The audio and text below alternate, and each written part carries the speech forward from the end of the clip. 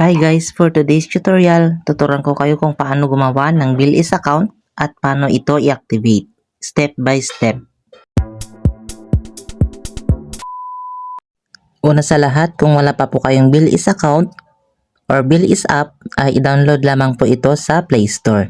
I-type lamang po ang Bilis. Pagkatapos ay install na po natin itong app. Sundan lamang po ninyo itong ating tutorial para po hindi kayo mahirapan.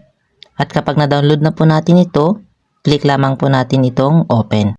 At makikita na po natin itong get started. Pindutin lamang po natin ito. At dito nga po sa homepage, makikita na po natin ang amount at ang down payment ng kukunin po nating item. Ito po ay up to 40,000 pero subject for approval pa rin po ito ni Bilis.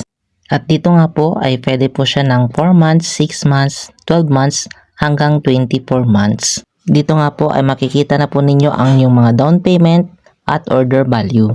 At nandyan na rin po ang kanyang monthly. Since wala pa po tayong account, pinutin lamang po natin itong sign up.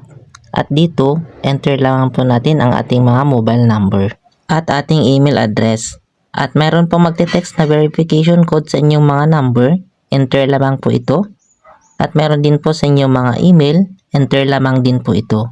At dito po ay gagawa na po tayo ng password. Sundan lamang po yung instruction na nasa screen. And then dito nga po ay magre-create na po tayo ng 4-digit PIN. At dito nga po ay nakagawa na po tayo ng account. At ngayon naman ay i-activate po natin ang ating account.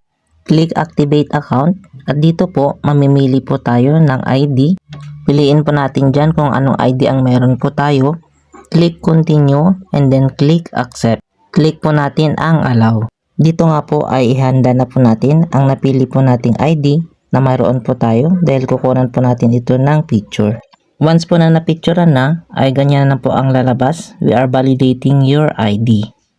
At dito nga po, after po ng ID ay selfie naman po ang kukunin. Pindutin po natin itong take selfie at sundan lamang po ang instruction na makikita po sa inyong mga screen. After po ninyong makakuha ng selfie, ganito po ang lalabas sa inyong screen. Pagkatapos ay i-double check na po ninyo ang inyong mga information. Then kapag okay na, click lamang po ninyo ang continue. At dito naman po sa sumunod na page, enter lamang po ninyo ang inyong mga current residential address or ang inyong mga address.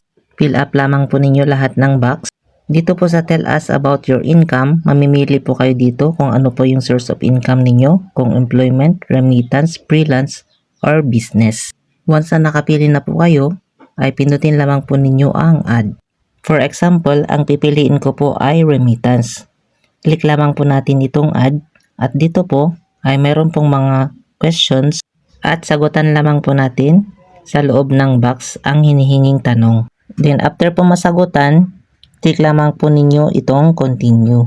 Then ganito na po ang makikita po ninyo sa inyong mga screen. Click lamang po ninyo ang proceed. Dito po sa pinaka last page ay i-upload na po ninyo ang yung mga proof of billing. Example po niyan ay yung mga electric bill, internet bill, Lazada delivery, phone bill, water bill, credit card statement, or cable bill. Mamimili lang po kayo dyan kung ano po yung meron kayo. Once po na na-upload na po ninyo ang yung mga proof of billing, may matatanggap na po kayo na text from Bilis kung na-approve ba or hindi ang yung application. At ganito na po ang makikita sa dashboard ng yung account. At meron na po tayong 2,000 pesos na available balance na binigay ni Bilis.